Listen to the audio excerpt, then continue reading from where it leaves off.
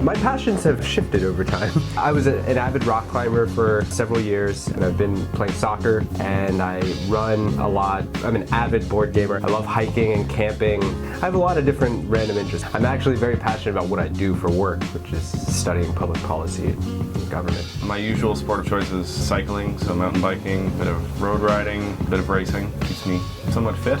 Haven't done any surfing before. As far as hobbies go, I just this summer took up stand-up paddleboarding with the hopes of learning to surf. So here's week one. I'm trying to learn to actually surf. In the winter we ski, and we have 2 kids that keep us pretty busy. My passions all revolve around my work and then what I do outside of it, which is I work a lot in the social justice movement. I'm a lawyer. I volunteer with several different organizations in DC, and I'm just really passionate about working for social justice. That's where I spend most of my time. When I do get time off, I really love exploring new places, new people, and new cultures. One thing I'm passionate about is communicating in foreign languages. This week was a great opportunity to learn Spanish because 2 weeks before we arrived, I broke my arm, which meant I wasn't going to surf. But Surf Simply found a Spanish tutor for me. I said, could that be arranged? And they did it, and it was wonderful. I didn't talk about the dog. That is Also my dog. We're not passionate about anything except surfing now. I'm very passionate about cooking. I've cooked for a long time. I think we're both passionate about our jobs. We both work a lot, and huge focus of our life is work, which is one of the reasons why it's great to come here and get away from that and learn something new. What am I passionate about? Well, music. Yeah, I like playing music in any form. It's what I do for work, but I'm also quite passionate about it. Yeah, he plays music, he teaches music. Yeah. I've been painting a lot of water. In fact, we opened an art gallery recently in New Jersey, and we're going to have a whole show on the water. So the time here has been really helpful. Climate change is a really big issue right now. The science behind it is fascinating. That's sort of where I'm heading with my art.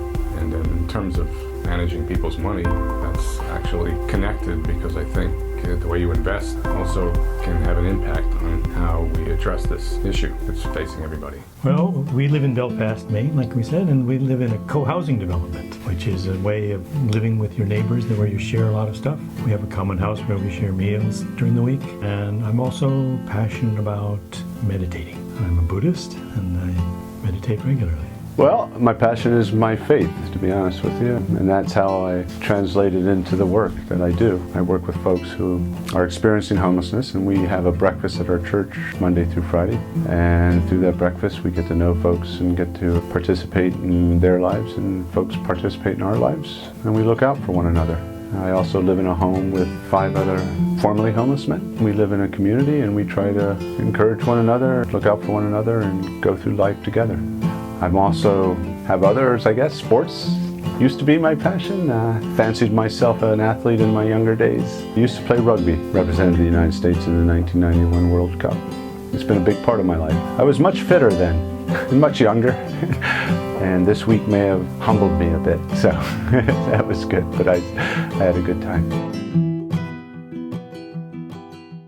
I have always had a fear of the open water, and before we came here a year ago, I had never really even swam in the ocean. So we had no expectations being beginner surfers. Well, it was my first time on a surfboard ever, so I didn't have a lot of reference. Yeah, this is the first time I've ever tried surfing, and it's really the most physically demanding thing I've ever done.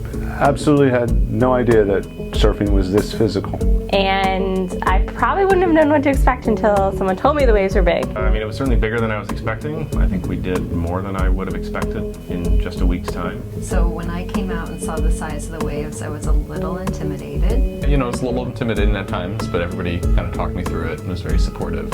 And then felt really comforted to have people walk me through, because once I looked up and said, oh, you're right, the waves are really big, I got a little intimidated. They were intimidating, but it didn't feel out of control. Like, it never felt like we weren't prepared for them. And I caught a couple of them, so it felt like I mastered something, even though the waves were pretty large.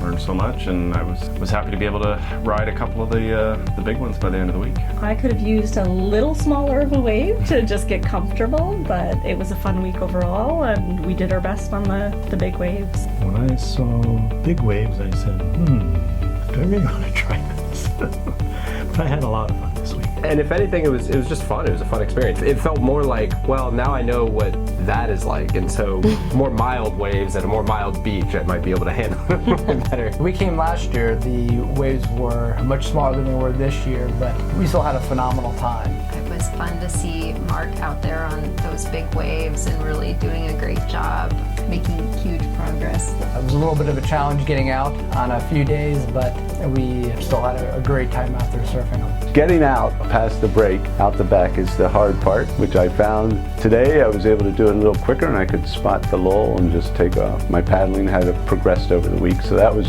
probably the thing that progressed more than anything was the paddling. One of the things that this week really helped with was getting over that fear and really making huge progress and confidence getting out into the ocean. And our coach was so helpful. People here are great. Get you in there enough so that you get scared, but then you figure it out that you don't have to be. Just keep doing it. I was able to learn quite a bit. I had a coach, Prado, who is also fancies himself an athlete in other sports, and so we had a good communication and good rapport. Having Fran and Derek as like a tandem team of coaches, they were like the A team for like new surfers. Like they were constantly positive, constantly motivating. My surfing coach was Harry to start with, and he was really great. And by the end of the week, I was popping up, and it was mostly through them working with me, like, oh, your foot was just a little bit off. I mean, he could tell me, oh, you have to move an inch farther forward on the board, An inch? Oh, yeah, okay, an inch. It was great. They were on. And we had a great time.